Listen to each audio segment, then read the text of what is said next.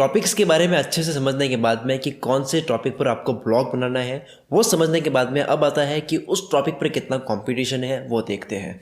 तो जो आपने टॉपिक सिलेक्ट कर लिया है उसके बारे में जब भी आप कोई भी गूगल पे सर्च करते हो, कोई कीवर्ड आप गूगल पे सर्च करते हो, कोई भी चीज़ आप गूगल पे सर्च करते हो उसको बोलते हैं हम कीवर्ड। तो जो कीवर्ड आप गूगल पे सर्च करते हो, सर्च करने के बाद में जो नंबर आता है गूगल पे, आपने देखा होगा एक लिखा हुआ आता है about 5000 results, about 10,000 results, about 1 lakh results, about 10 lakh results. तो जितना नंबर यहाँ पे लिखा हुआ आता है इसका मतलब ये है कि जो कुछ आपने सर्च किया है उसके इतने रिजल्ट्स इंटरनेट पर अवेलेबल है, यानी कि इसमें इतना ही ज़्यादा कंपटीशन है। इससे ये पता चलता है कि इतने लोग ट्राई कर रहे हैं इस कीवर्ड पे कुछ ना कुछ लिखने के लिए। और इसकी एक और बात मैं आपको बता देता हूँ कि जितना छोटा कीवर्ड आप लोगे उतना ज़्यादा कंपटीशन होगा, जितना बड़ा कीवर्ड आप लोगे उतना कम कंपटीशन होगा। फॉर एग्जांपल, अगर आप गूगल पे सर्च करते हो मोटिवेशनल स्टोरीज, तो रिजल्ट्स वहाँ पे बहुत ज़्यादा आने लग जाएंगे, क्योंकि इस पे हाई कंपटीशन है। जितना छोटा कीवर्ड होगा उतना हाई कंपटीशन होगा।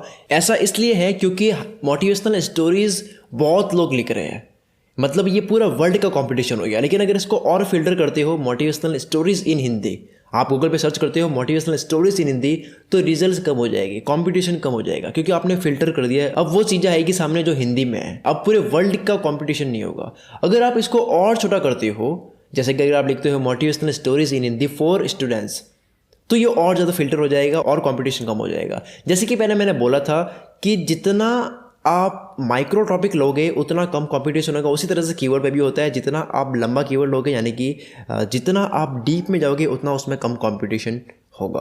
तो आपको रिसर्च ये करनी है, गूगल पे सर्च करते हुए अच्छे से आपको ये देखना है कि कितने रिजल्ट्स आपके वहाँ पे शो हो रहे हैं। आपको गूगल पे ब्लॉग की लिस्ट सर्च करनी है।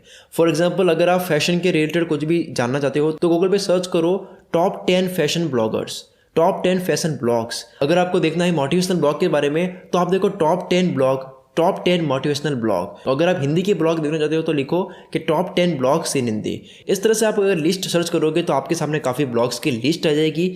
उन ब्लॉग को अच्छे से रिसर्च करो, उनके आर्टिकल्स को पढ़ो, उनके ब्लॉग को स्टडी करो, ऑब्जर्व करो किस तरह से वो काम करते हैं, कब वो आर्टिकल लिखते हैं, पहले के आर्टिकल उनके कैसे थे, अभी के आर्टिकल उनके कैसे हैं, उनके ब्लॉग की डिज़ाइन कैसी है, उनके बारे में पढ़ो। उनके अबाउट पेज में जाकर उस ब्लॉग के जो ब्लॉगर है वो ब्लॉगर के बारे में पढ़ो, उनकी लाइफस्टाइल के बारे में पढ़ो। कोशिश करें उनसे कांटेक्ट करने की, उनसे बातें करने की। जो भी सवाल आप उनसे करते हो सकता है आपकी काफ़ी वो मदद कर दे। कई ब्लॉगर्स हो सके रेस्पॉन्स ना करें, लेकिन अगर लकी हो आप तो वो आपको रेस्पॉन्स भी कर ले। तो जिस टॉपिक पर आप ब्लॉग स्टार्ट करना चाहते हो उस टॉपिक पर कोई ब्लॉगर है, अगर उसको अगर आप कांटेक्ट करते हो, उनसे आप हेल्प लेते हो तो काफ़ी आपकी हेल्प हो सकती है। उसके अलावा अगर आप न्यूज़ देखते हो गूगल पे, अगर आप कोई भी सर्च करते हो तो आपने देखा होगा एक होता है ऑल, एक होता है वीडियोस, इमेजेस और न्यूज़, बुक्स, मोर होता है। तो अगर आप न्यूज़ में जाते हो तो आपको उस टॉपिक पर ये पता चलता है कि उस टॉपिक पर आजकल क्या न्यूज़ बन रही है, उसके अकॉर्डिंग आपको काफ़ी हेल्प हो सकती है। आप न्यूज़ का भी ब्लॉग कर सकते हो। जब आप न्यूज़ का ब्लॉग करोगे तो आपका भी आर्टिकल फिर न्यूज़ वाले सेक्शन में आएगा। लेकिन अगर आप ब्लॉग कर रही हो इमेजेस का तो आपको इमेजेस वाले सेक्शन में जाकर ये देखना है कितने ब्लॉग के फ़ोटोज़ यहाँ शो हो रहे हैं, उसके अकॉर्डिंग आप प्लान कर सकते हो।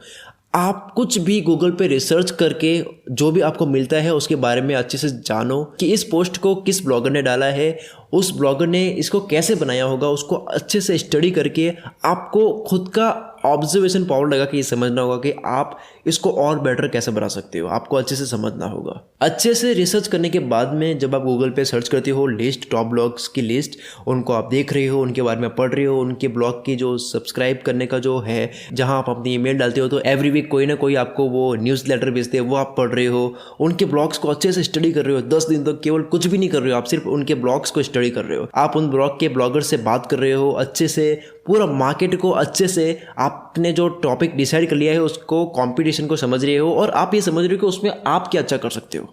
सबसे इंपॉर्टेंट ये है, आपने टॉपिक तो देख लिया, आपने कंपटीशन भी देख लिया, लेकिन अगर आप अब देख रहे हो कि उस कंपटीशन को फाइट करने के लिए आप ऐसा क्या दे सकते हो जो दूसरे नहीं दे रहे हैं, आप ऐसा क्या दे सकते हो जो दूसरे भले पैसे में दे रहे लेकिन उसको आप फ्री में दे सकते हो।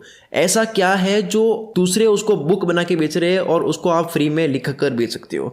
ऐसा क्या है जो दूसरे ब्लॉग में दे रहे हैं आर्टिकल्स में, जो कहीं ना कहीं वो कमी कर रहे हैं, उसको आप पूरी कर सकते हो। तो वो चीज़ आपको अच्छे से समझनी होगी। जब तक आप मार्केट में कुछ ऐसा नहीं लाओगे जो दूसरे नहीं ला रहे, तो आप कम टाइम में आगे तक नहीं पहुंच सकते। आप ये चीज़ हर बिज़नेस में फॉलो होती है। अगर आप बिज़नेस करते हो, अगर आप ऐसा कोई भी मार्केट में प्रोडक्ट लाती हो जो बाकी से अलग है लेकिन सस्ता है, तो लोग वहाँ ज़्यादा आते हैं। उसी तरह से अगर आप कुछ ऐसा लाते हो जो बहुत ईजीली लोगों के लिए अवेलेबल है और बहुत ईजी टू अंडरस्टैंड है, तो लोग आपके पास आएंगे। तो ये चीज़ आपको अच्छे से समझनी है। आपने टॉपिक सेलेक्ट कर लिया है, कंपटीशन देख लिया है, उसके बाद में अब आपको देखना है कि आप उसमें क्या अच्छा कर सकते हो।